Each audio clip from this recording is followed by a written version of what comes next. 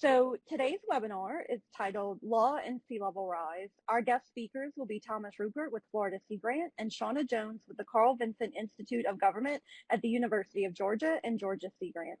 Today's event is part of a larger webinar series called Fast and Easy CEU's Coastal Resilience Webinar Series. There's going to be a link in the chat box to a flyer to see all of the upcoming events. And so if you want to register for the one we have coming up next on August 27th, you can get the link for that. So over the next hour, attorneys Shana Jones and Thomas Ruppert will be discussing the paper Roads to Nowhere in 4 States, State and Local Governments in the Atlantic Southeast Facing Sea Level Rise, which compares and contrasts legal duties and responsibilities for Georgia, Florida, North Carolina, and South Carolina, and presents policy recommendations for addressing the issues uncovered in the article. Before I turn the program over to Thomas and Shana, I would like to cover a few ground rules and logistics. This is an information sharing webinar. If you have any questions during the presentation, I'm going to ask again that you put them in the chat box in the lower right-hand corner of your screen. And at the end of the presentation, Amy Goriz is going to help moderate those questions and answers. We will address as many questions as we have time for at the end of the presentation. At the conclusion of the webinar today, we will be polling the audience to gather some feedback on this event and to help us plan for future webinars. If you would like to receive continuing education credits, you have to complete these polls at the conclusion, and we're going to remind you at the end that the polls are coming up. This webinar is being recorded and will be hosted on the Mississippi-Alabama Sea Grant Consortium YouTube channel, but the recording is not eligible for continuing education units. So I'm very excited to introduce our guest speakers.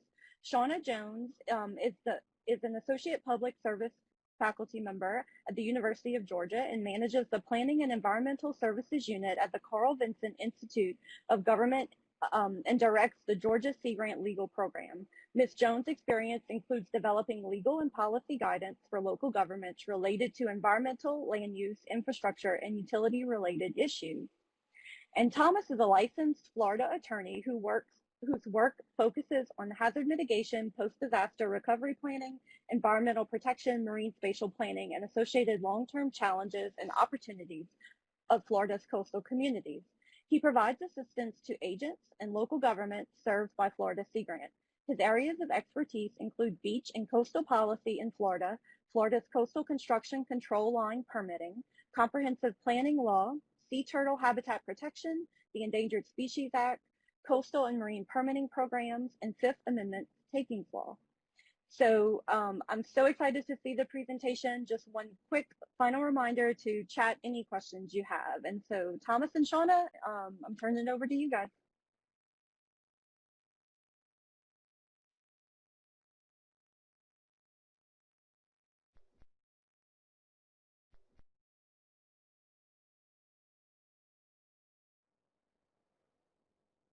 Hey, Shana, you're on mute. Already apologized for sometimes making mistakes when I do these things and did it by demonstration. So thank you, Melissa, for that really nice introduction. It's a pleasure to be here today with my colleague, Thomas Ruppert. And we are, as Melissa said, going to talk about some analysis we did looking at roads in 4 different states. And I think, it'll raise some questions related to other critical infrastructure. We're going to try not to get too much into the weeds as much as pose kind of how this analysis made us think about adaptation in new ways, and hopefully will be provocative for you too. So that's our goal as you all consider sea level rise planning and all of that. And the first question you might have is, why did we look at roads? Why did we look at what legal obligations or concerns might arise with roads? And I think this audience would probably say, have great answers to that question. We looked at roads because obviously it's highly at risk infrastructure. These are the pictures you see after storms. This is dramatic results, affects a lot of people. It's very visible. The links are everywhere, right? Without roads, what can we do? We can't get people to the hospitals, etc. And local governments are already struggling with this issue. This is what people complain about. You know, at some point, this is bread and butter law. Governments have been doing roads since before the Romans, right? This is just a serious bread and butter work of government. So we wanted to look at this in the context of sea level rise because it, you know, we thought it might tell us a lot about the law. And I think it did. And so before I get a little bit into that, I'm sure a bunch of you have seen the sea level rise projections. And when I talk to folks, I always like to show that, but in the interest of time, we didn't have that chart. But I did want to bring up nuisance flooding, and y'all probably are pretty aware of nuisance flooding too. But as I understand nuisance flooding, it's the kind of flooding that happens on sunny days. It's the kind of flooding that comes up the stormwater drain, floods the road, people have to drive through it. Usually it's associated with a high tide or extreme weather event, and it's increasing. And I found this chart from Fort Pulaski, Georgia to be a pretty powerful one, where you have, you know, red is the extreme projections of sea level rise, the other colors, you know, high, intermediate, it goes on down, and the black are current observations. And in Georgia, we are tracking in the, you know, blue and red, the extreme and intermediate, pretty consistently, you know, since 2010 and even beyond. If this went beyond that, I would say, having a higher and higher number of nuisance flooding events. And I just wanted to raise this because, you know, people think about roads, and sometimes what they're complaining about is the road because it's flooded. But you all know that it's often also flooded by the existing stormwater infrastructure too. So today our focus is roads, but of course it's connected to other infrastructure, particularly flood control infrastructure and stormwater management infrastructure. So that's why I wanted to bring up the problem of nuisance flooding, because that's another reason we're seeing so many issues related to roads, not just from your extreme storm, you know, storm events or storm surge, but the nuisance flooding. So with that, I'll let Thomas talk a little bit. Our work in the Columbia article that we did was built on a lot of previous thought, and Thomas was a big part of that. So he's going to kind of talk about those issues now. Well, thank you, Shana, and welcome everyone. And thanks also to Melissa and Marion and everyone else who helped make this possible and invited us to do this. So as Shana mentioned, definitely the flooding is a big part of this. And even though our article focused on roads, as Shana mentioned, we really started in some sense with drainage, because when people start seeing water on the street or in their yard and coming up the storm drains, local governments are going to hear about it from them. So we asked the question, a colleague and I asked the question back in 2013, what is the potential legal liability of a local government when they have a stormwater system that's no longer functioning as well because of sea level rise? And one of the first conclusions that's interesting is that we discovered that, well, there is actually no duty on the part of local government to provide drainage. And a lot of people are really shocked by that, but maybe not as shocked as they'd be if you told them that they also don't have a duty to provide fire or police service. But these are the types of services that local governments try to offer for their citizens.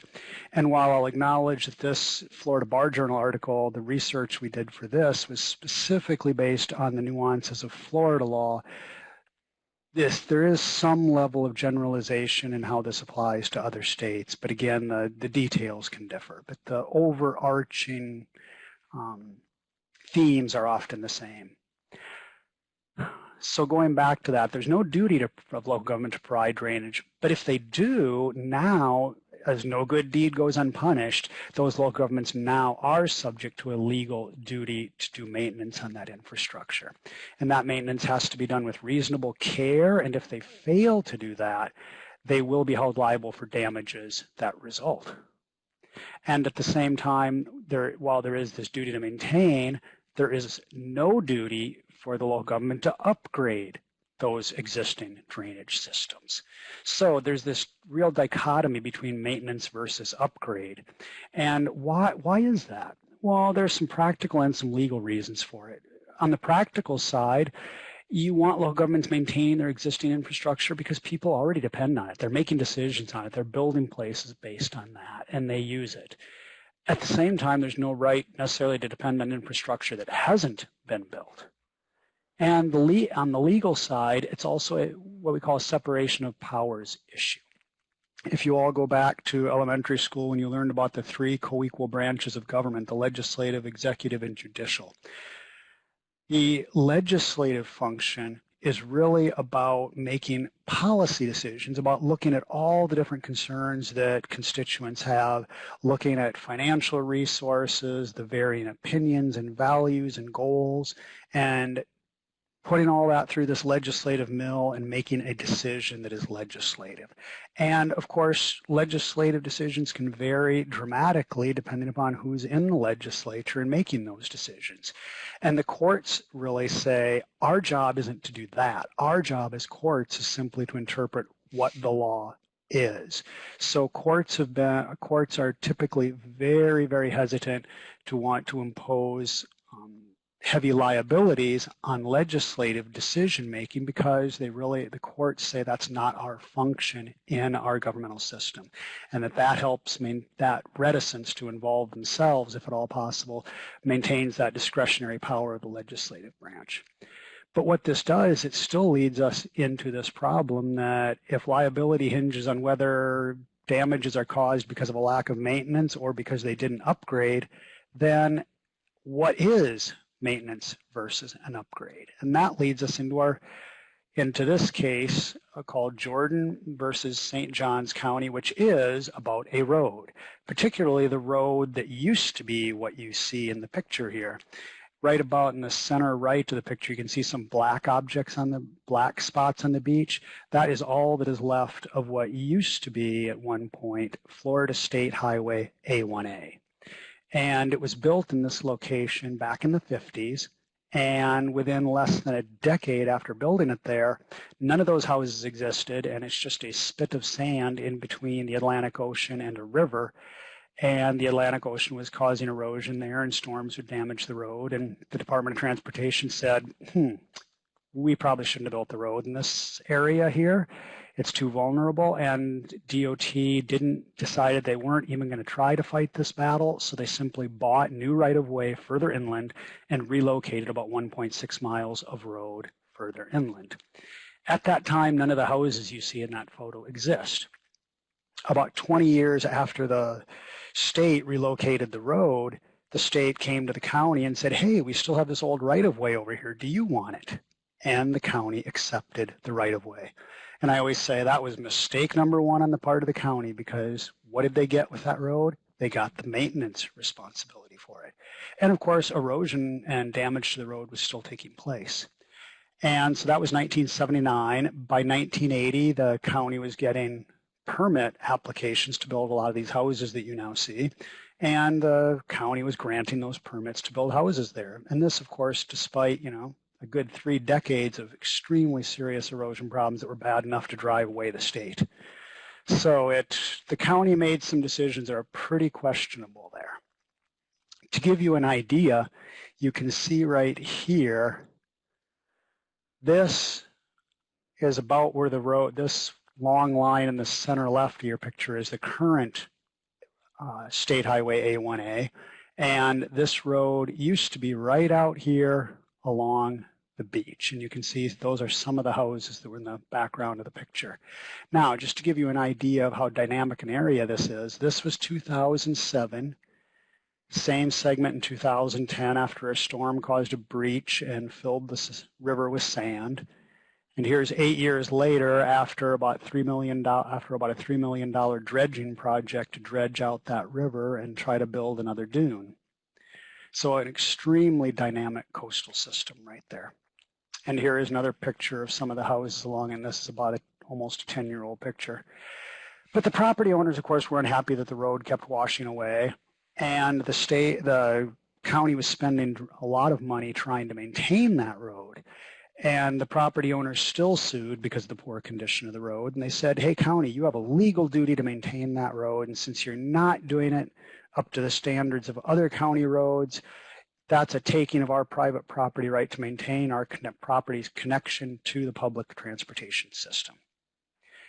At trial, the property owners lost because the county argued, we're trying to do maintenance on this road, and in fact, the county demonstrated that they had spent during one 5-year period 25 times as much money. That's 25 times as much money per mile per year on that segment of road trying to maintain it as they did on a standard county road. So they were expending significant resources trying to maintain this road. But of course, it was a battle with the Atlantic Ocean, and that's a tough one to win.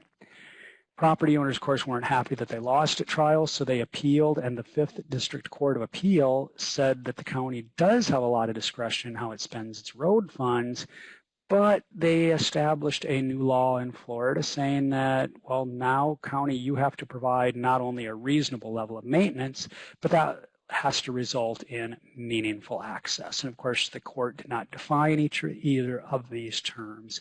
So you really wonder, how is the county supposed to fight the ocean? And just to put in perspective how difficult it is to have a road there, an engineering analysis from a few years before the lawsuit, when the county was still trying to fix the road, indicated that the county would need to do probably a beach nourishment or program in order to create more dry land to even begin to build a road. And that beach nourishment was estimated to be around $13 to $15 million cost upfront, plus very high annual maintenance costs. And to put that in perspective, the annual budget for all bridge and road maintenance in St. Johns County in 2009, when the lawsuit was filed, was about $9.6 million. And that's for over 1,000 miles of road and 47 bridges. So, and here you have 1.6 miles that would have taken more than that entire annual budget. So it's a little hard, I think, to portray that really as standard maintenance, because in law, that distinction that I talked about between maintenance and an upgrade is really, it's a very clear distinction in law more than it is in common usage of the word maintenance. In law, it really means a difference between what is the kind of day-to-day staff level maintenance that's required. And for a road, that would be things like maybe you need to repaint the striping, maybe it needs to be patched, maybe at 10, 20-year periods it needs some resurfacing.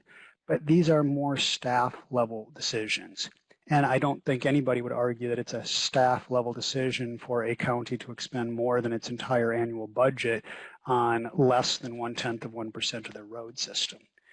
So I did a much deeper analysis of this case for anyone out there with a legal bent, and basically what I conclude is the way that case was reasoned by the court results in the idea that judicial interpretation of these quote-unquote maintenance responsibilities may determine the extent of local government discretion in how you can address sea level rise.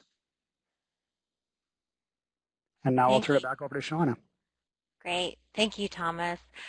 So, we see cases like Jordan and get, frankly, a little frightened and a little scared and think, gosh, if this is happening here, we need to understand more broadly what local governments or even state government, how they might be affected by sea level rise and how that sea level rise may be running right into existing law regarding road maintenance.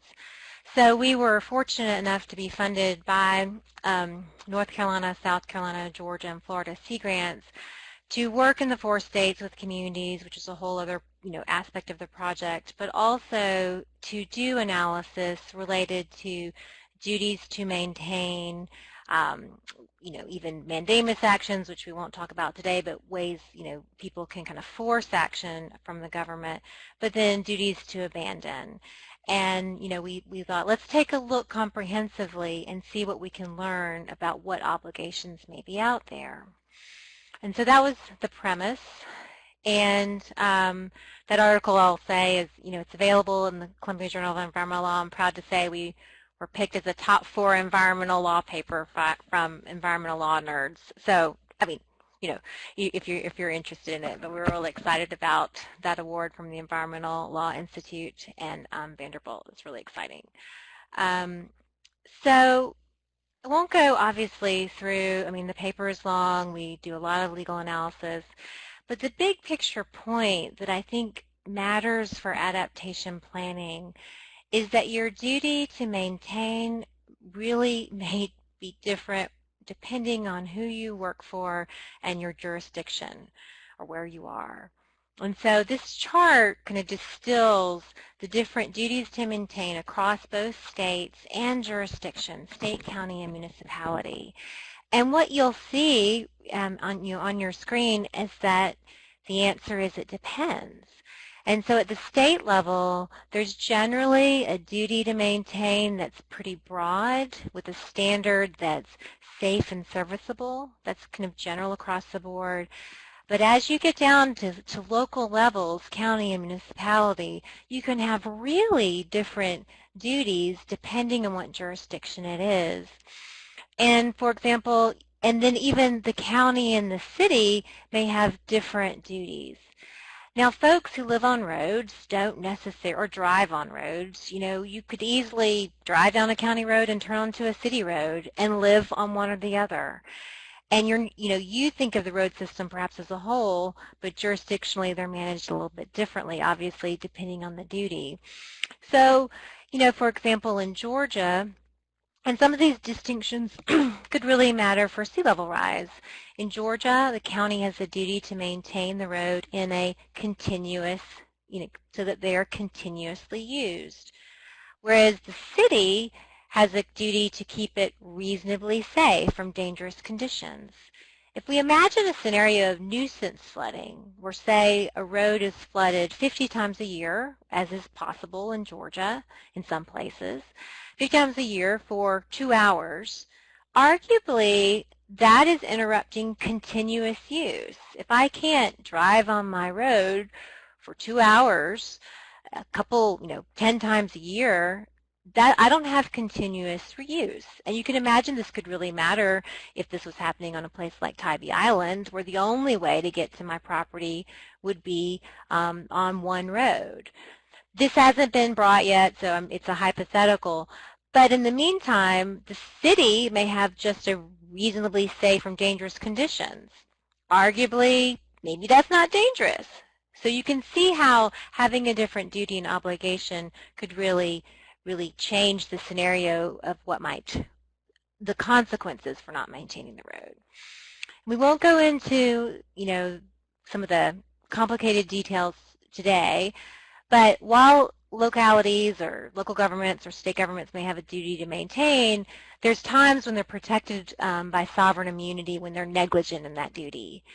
And it all depends, as Thomas mentioned, related to whether the courts think it's a legislative decision, a discretionary one, or whether it's more in the day-to-day regular maintenance. And those are really hard to tease out sometimes. And so the courts, frankly, are all over the place on whether or not sovereign immunity applies. So if I put up a chart here with how sovereign immunity is applied, it would look as, distinct across each of the states and jurisdictions as it does here. But just be aware of that as well. So, as we think about what this made us kind of consider was, okay, while they have different duties, where does adaptation begin? How do we think about adaptation? So we did have some GIS specialists on our project, and they did some mapping and, all kinds of, to understand the road system better. But I think for adaptation planning, it made me very much realize that it's going to be very state and local driven. If only because the natures of the problems are really different. In Georgia, for example, 68% of the roads are county owned. In North Carolina, there are no county owned roads. It's all 75% of the roads are state run. And so already just kind of realizing that, you think, every state's going to probably tackle the problem of their infrastructure a little differently, just based on the fact of how they've historically kind of managed their road system. South Carolina, 54% of the roads are state. They're a little more even. I think it's 39% are county. What's interesting is that South Carolina has been trying to transfer some of its state roads to coastal counties and coastal areas. And so one of the things that any county government or city government should ask themselves if the state's trying to transfer roads to them, obviously, is this an infrastructure we can maintain given sea level rise? Because all of that comes with that existing infrastructure. And probably St. Johns County really, really regrets, obviously, accepting A1A from the state. Just another element of when we looked at, tried to start thinking about this issue was, roads may need to be evaluated based on who travels on them. Where do they travel? Are there rural roads? Are there urban roads? What are the annual vehicles traveled, and how should that affect adaptation planning? And then we even did, I don't have a slide here, more granular analysis of coastal counties throughout the region, overlaid sea level rise projections, overlaid with the road systems, and even you could see different jurisdictional responsibilities depending on whether or not there were 3 feet of sea level rise by 2100 or 1 foot. In South Carolina, with 1 foot, you could have the city with the greatest burden, and then 3 feet changed the analysis, and suddenly more county roads were flooded. So the take-home point with that is adaptation planning, the different levels of sea level rise that actually happen really will impact jurisdictions differently and could even change depending on what the impact is. So that was fascinating. And this is just an example of what we're talking about. Lawyers like to use this word patchwork a lot, jurisdictional patchwork, and what it is a reflection of is the nature of government in the United States. We have feds, we have cities, we have states, we have counties, we have different levels of government all involved sometimes. Sometimes they do separate functions, but lots of times they're all involved sometimes in a service. And roads really, really end up in a patchwork. And so what this is Chatham County and Savannah, and you see the feds, you see the state, you see the county, you see the city all together. And you overlay sea level rise projections, and different ones lead to different kind of burdens depending on how the scenario looks. So some big picture observations from our study. There's wide variability in the local impacts when we map sea level rise on local road networks. It really could change depending on the scenario of, projections. But there was also a wide variability in legal impacts. And you all probably know this already if you're local planners, but it really drove home the point to me that adaptation planning will have to be highly localized. Cities and counties are not going to be affected in the same way, and their responsibilities for the roads aren't necessarily going to reflect what the state's responsibility is. And so we can't assume they have the same levels. In fact, they often have higher burdens of responsibility than the state. And so, adaptation planning is often described as protect or defend. Oops, I got a little excited there. Accommodate or adapt or relocate. And this is kind of the choices local governments have, right? Are we going to protect and defend this? We're going to build a wall? Are we going to figure out how to live here? People are going to, park in different areas and walk. What are we doing? Or are we going to, relocate and actually try to figure out, how people could live somewhere else? Those are pretty much the big buckets of choices. But what our study also concluded, because again, I don't want to just want to kind of give you the take-home points, the hard thing is that whatever choice the government may want to do, repair it, upgrade it, or abandon, at every turn, the law seems to make that difficult. And so while state and local governments generally have a duty to maintain, they fail to do it, they may be liable in negligence, right, if they don't have the right sovereign immunity protections. And sometimes these are pretty sympathetic plaintiffs, so the courts can sometimes kind of really erode those protections because they feel sorry for the plaintiff, and so the government isn't protected. So they can be liable in negligence because they didn't maintain it or they didn't maintain it well. Or they can even be liable with takings claims of, government, you're letting this water come onto my property. I can't have access to my property. You're actually taking the value of my property. So these are all the kind of threads that local governments are facing, and we walk through all of those in our paper. Abandoning the road brings its own set of challenges too. So I'll go through that next.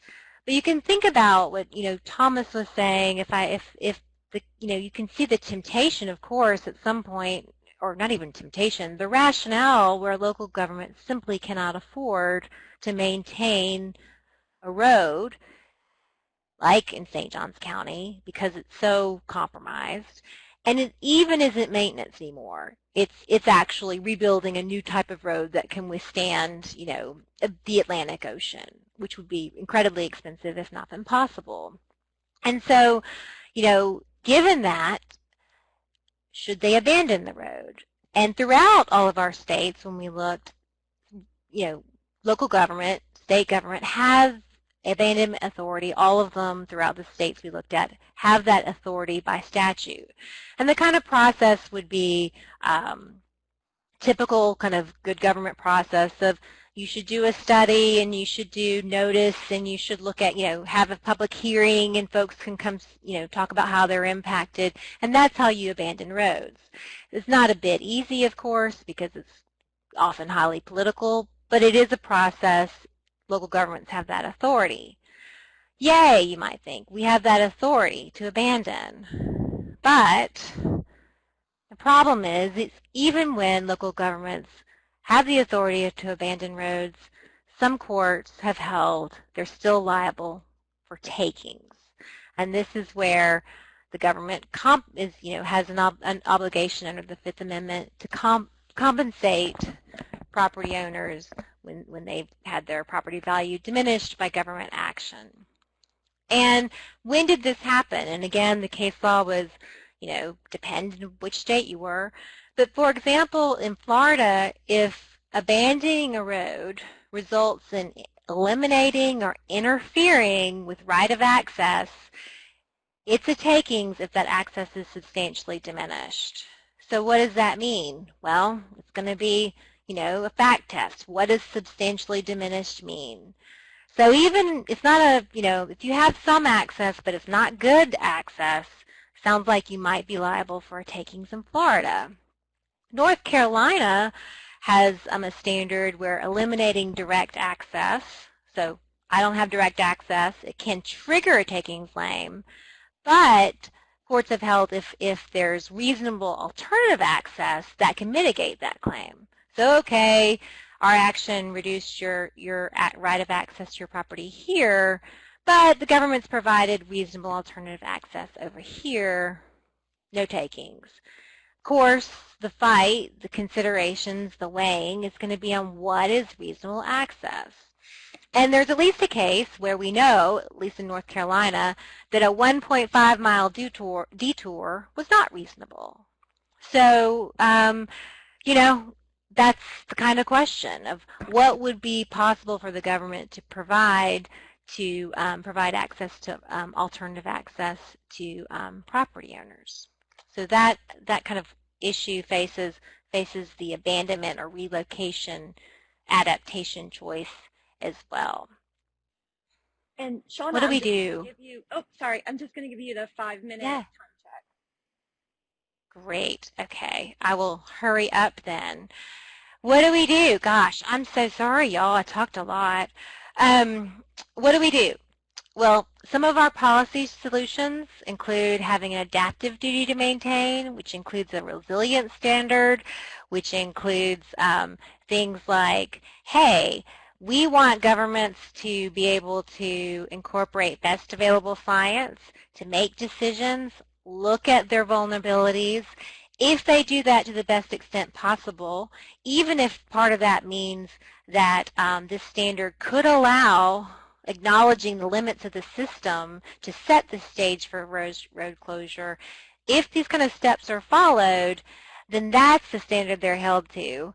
And that would allow some of these a broader suite of choices. And so while we want to it sounds like a more robust standard, what we don't want at all is for governments to be punished for doing the proper planning, taking in the science, assessing vulnerabilities, and then saying, look, we have done all the work, the future is uncertain, we've done our best, we think this is the right choice, we want to say, that's great, you've done your job, you're protected by sovereign immunity, right?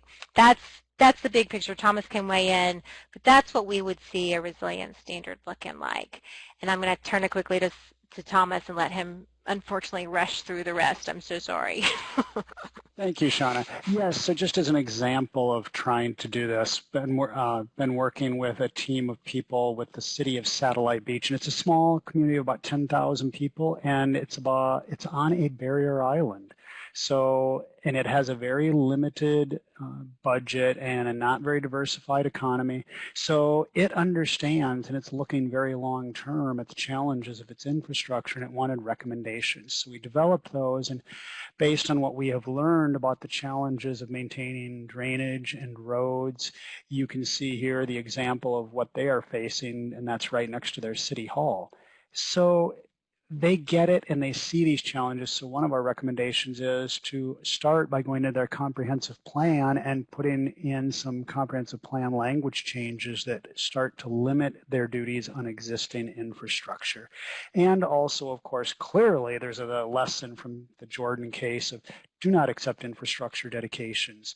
The exception there we put in the recommendations is you can accept, the city could accept infrastructure if the dedicating party demonstrates that the infrastructure meets all the design requirements that the city would require on the day of dedication if they were building it.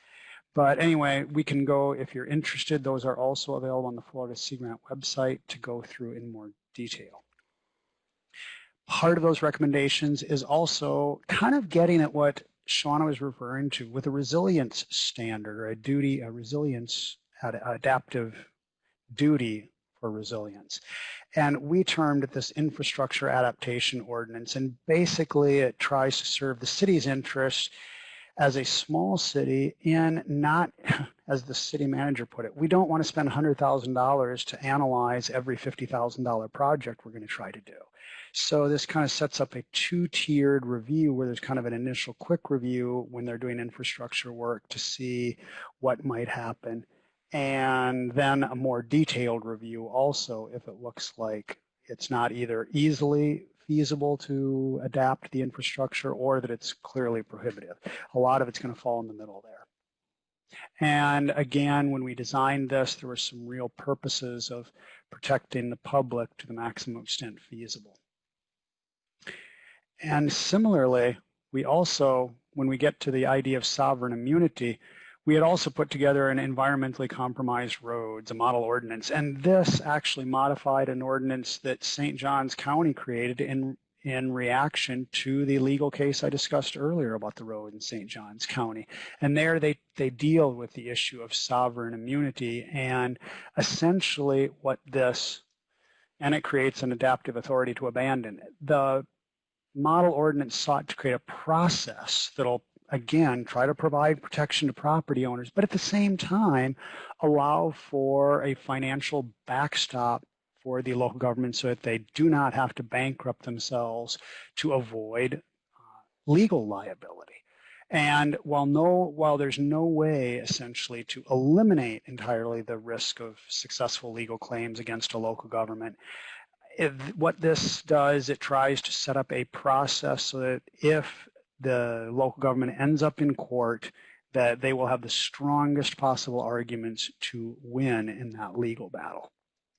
And I think there's just a quick of how it works. So essentially they would identify a segment of road as environmentally challenged, and once that happens, then they start tracking the financial investments into maintenance of that, and once a threshold is reached, then the local government would actually post notice and signage on that piece of road and start limiting the maintenance to what can be accomplished with a set amount of funding as opposed to just designing it doing the maintenance to the typical standards of service.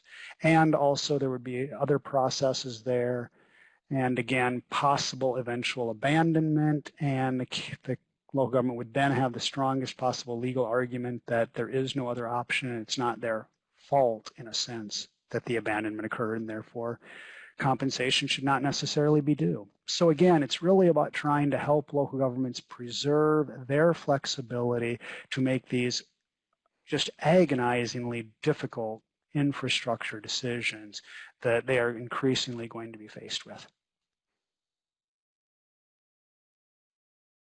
Thank you very much. Thank you so much, Thomas and Shana. And I'm going to turn it over to Amy, who's going to handle the questions that we got in the chat box. As a reminder, if you have any questions, go ahead and enter them into the chat box now. Thanks so much, Melissa, and thanks to Shana and Thomas for those great presentations. So we do have a few questions. And our first question came early on in the talk, and it was, what obligations does the federal government have around road maintenance?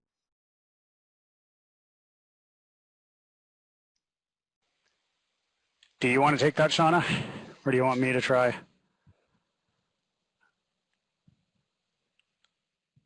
Oh, I guess I don't hear Shana jumping in, so I guess I will try. We actually did not look at the. Yeah, we did not look at that, and I honestly do not have much idea on that either. We have focused very specifically on state and local government. Yeah, and what I would say is one of the things, the reason we looked at state and local government, tort law, typically, one of the, I'm not making a stand on what I think federal, state, or local who should be in charge. When I say a lot of this is going to be state-driven, in some ways it's going to be state-driven because states are different, but so is their law. And tort law, when it comes to duties to maintain, is a creature of state law. So why, it's the state courts that are talking about Georgia or Mississippi and defining the scope of those duties.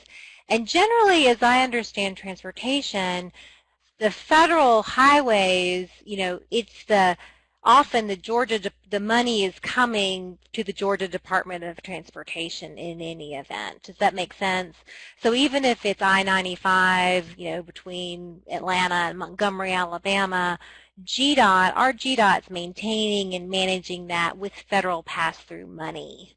And so it is a federal highway. It is paid for by the feds, if you will, but these are what these state transportations do. So much of the road management and maintenance is state. It's state. And so that's another reason. So if, there's a big legal, and there's some lawyers I know on here, and law professor-y types, smarties, there's a big legal kind of discussion of, is there even federal tort law? Does it exist? It does. There's a Federal Tort Claims Act, things like that. Should it? But most of the time, tort law is a creature of state law. So, Thomas and Melissa, did I answer that properly enough? I think you did, and the only thing I might still add yet is that the reason we also focused on state and local is we actually started very much at the local level because that is where you see first these financial limitations kick in. And the limited financial resources that prevent massive infrastructure protection are what drive the problem. And that is what is going to have to drive the policy innovation, is the inability to continue doing things as we have. The federal government isn't the first entity that's going to be subject to the financial limitation. They've got enough resources to spend an awful lot of money if you get a major federal highway or interstate that is subject to damage. Yeah, and I scooted back to this slide, going back, such a small percentage of our roads are, quote, owned by the feds. And if I remember the study when we looked at, okay, what roads do the feds maintain? It's usually on like DOD, Department of Defense, or federal forest lands. That's considered a federal road, but they were so minuscule when we kind of looked at, so who's in charge of the roads, who has duties to maintain, who owns these roads, if you will. The feds are minuscule. They have the most money, ironically, but they're minuscule. But our states get a lot of money from the feds for roads. They just have the responsibility to maintain them. Thanks, guys. So going back now to local government, so when you are working with local governments where they are responsible for the maintenance, what is their reaction to this information? And generally speaking, are they thinking long-term about some of their highest risk roads? That is a great question, and it's really, really, I think, probably impossible to generalize just because there are as many approaches as there are local governments. And I mean, I've seen some local governments that are being extremely proactive and are really trying to think hard about this. I mean, you've got Monroe County, which is the Florida Keys, and they've spent years studying their road system and the elevations and the different cost scenarios for different responses. And so far, about the most they've been able to conclude is they're not going to be able to. They finally kind of clearly concluded what we've kind of, everybody knows all along that thinks about it carefully, which is you're not going to be able to do it all forever. They know that now, but now they really have to figure out how do you make decisions about what you don't do.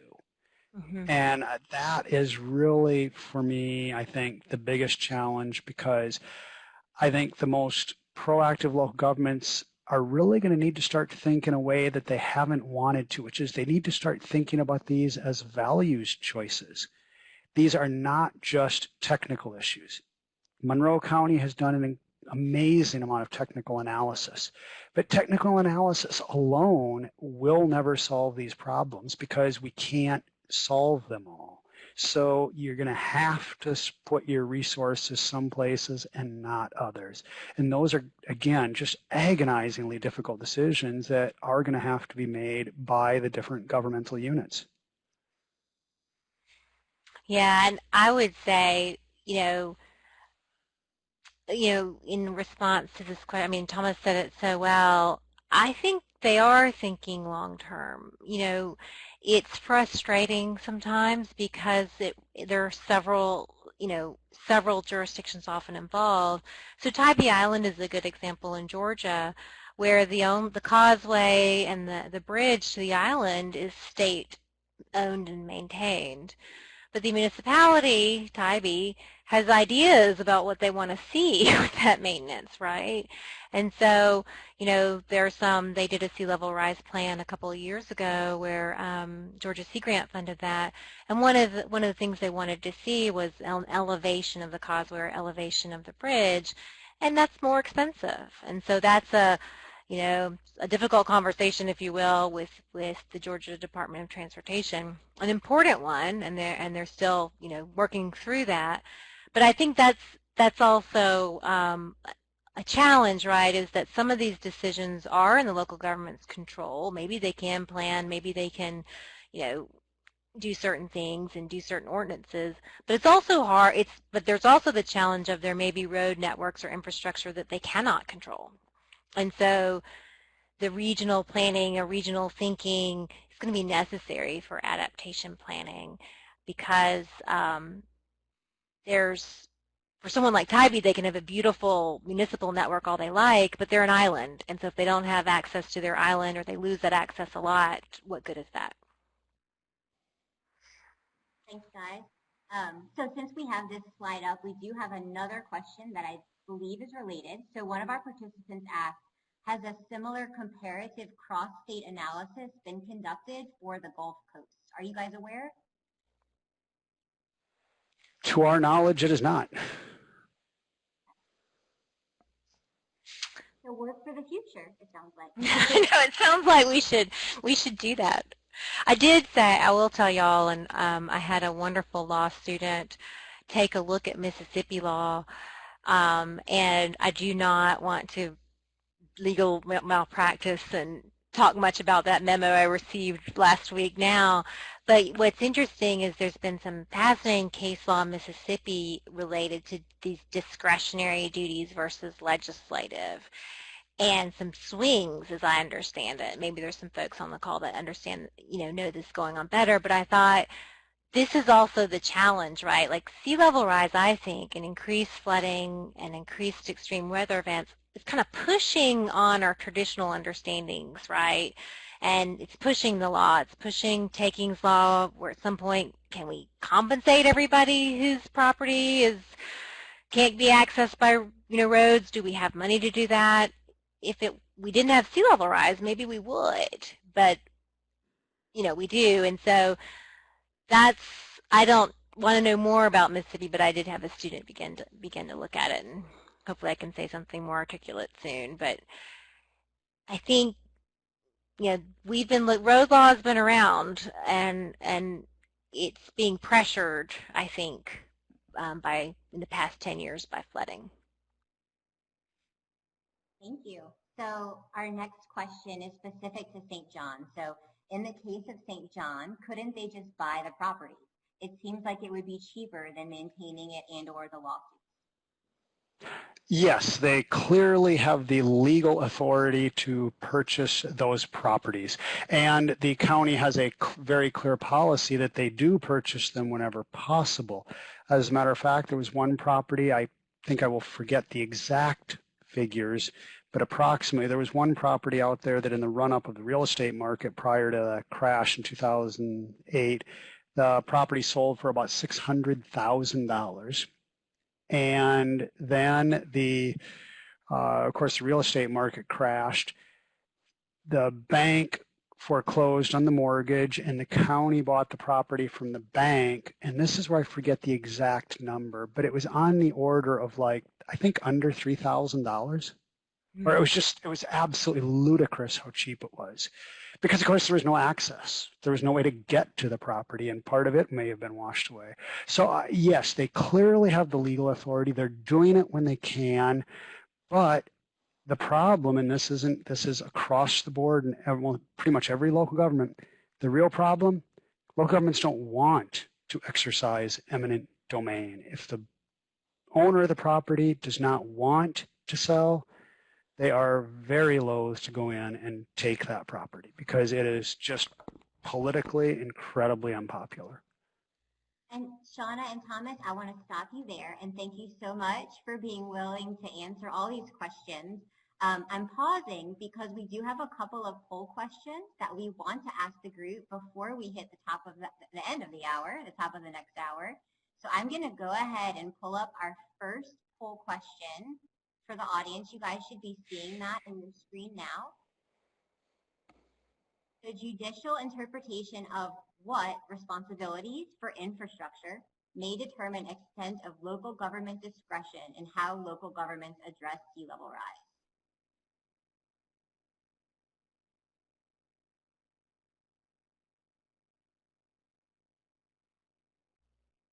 And I see our answers coming in. For folks who are joining to receive continuing education credit, please be sure to complete this poll. And we'll have one more.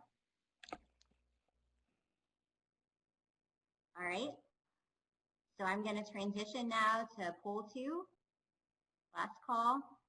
All right. Our second question is, when analyzing duties to maintain roads across 4 states, the studies found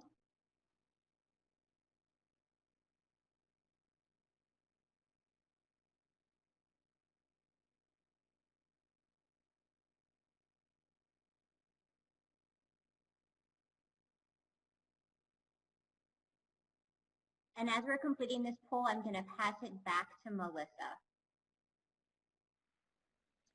So Thomas and Shana, I want to thank you guys so much for your time today. That was a great webinar, really fascinating about what's going on in Florida and how that might be seen in other states as well.